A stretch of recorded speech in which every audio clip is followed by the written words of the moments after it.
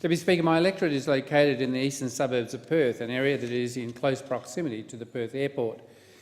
Whilst my community has been fortunate to benefit from both tourism and the mining boom, particularly through employment for many residents in my electorate and the many small businesses who have been created as the result, the mining boom has also brought a significant increase in the number of aircraft flying in and out of the Perth airport. This increases in the number of flights, and the changes to the flight paths in 2008 have been a substantial impact on residents of several suburbs of my electorate. I want to clarify, Deputy Speaker, that this is not a concern that has emerged recently. In fact, it is an issue that residents in my community have been contending with since 2008 or earlier.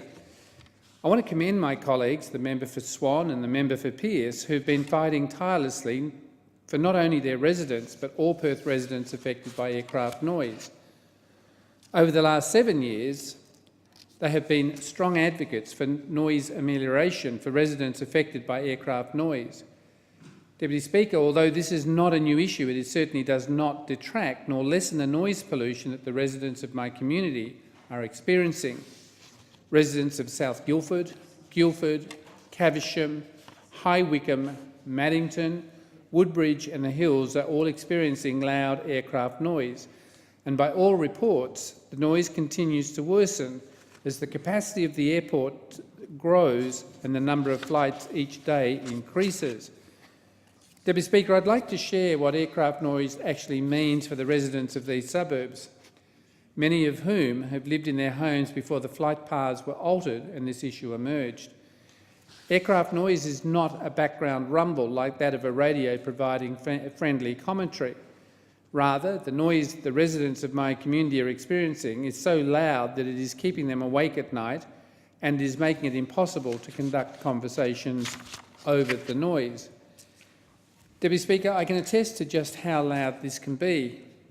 Only the last couple of weeks I've been out in my electorate door knocking in the suburb of Woodbridge. Whilst I was speaking to some residents, I was forced on several occasions to pause the conversation mid-sentence for half a minute while a flight passed by overhead. It would simply have been impossible to be heard above the roar of the aircraft. Deputy Speaker, this experience is so renowned that it is known as the Guildford pause. Recently, I was at one of my local schools for a service where it had to be stopped twice during the space of a few minutes to ensure that the guest speaker was heard above the thunderous roar of the aircraft flying directly overhead. Deputy Speaker, unfortunately for those it affects, aircraft noise is a significant concern. It has a genuine impact on the lives of those living or working under flight paths. It's disappointing that, unfortunately, historically, this is a concern that federal government has been reluctant to become involved with, particularly when it comes to Perth Airport.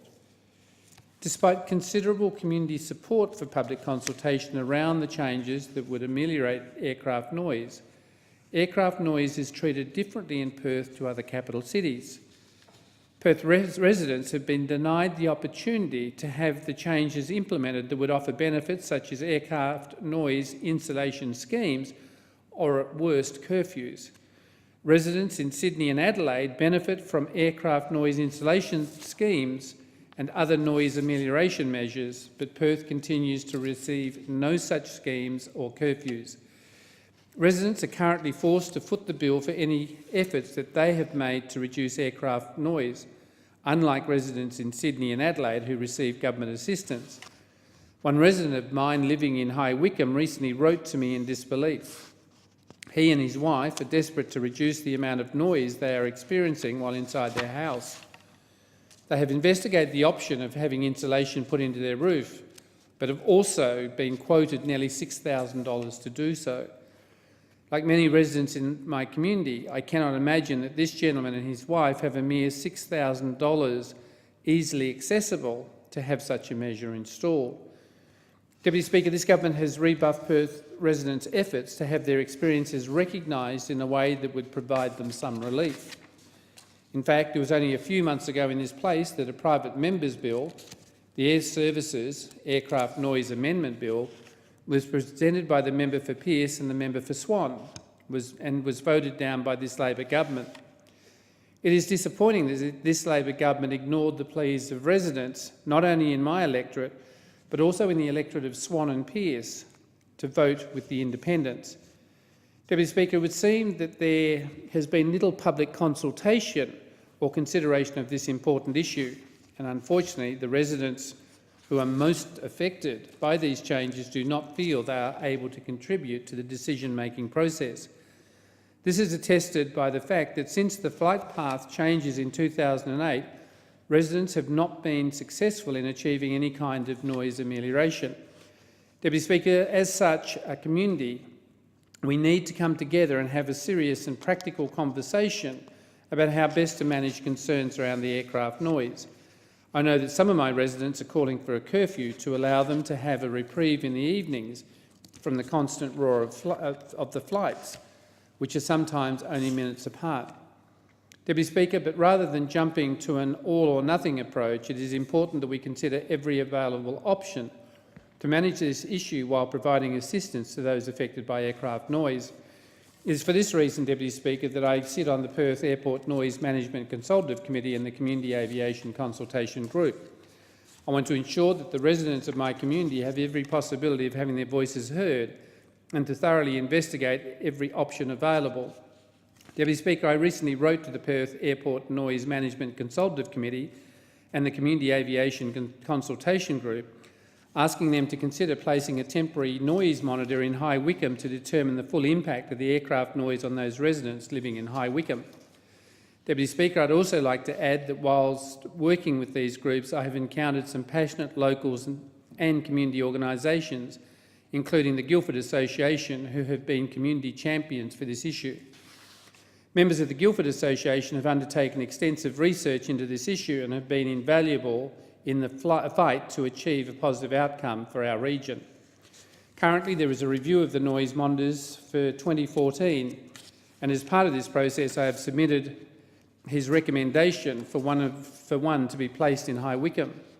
I'm aware that Guildford has a permanent noise monitor and should continue to have a permanent noise monitor to the large impact that aircraft noise has on residents. But Guildford is not the only suburb that is affected by aircraft noise, and often it is different flight paths causing concerns to different areas of my electorate. It is important that we also monitor those impacts in other areas such as High Wycombe, which is close proximity to the airport. Deputy Speaker, I want to emphasise that aircraft noise is treated differently in Perth to other capital cities. Residents in Sydney and aircraft benefit from aircraft noise insulation schemes and other remediation measures, but Perth receives nothing.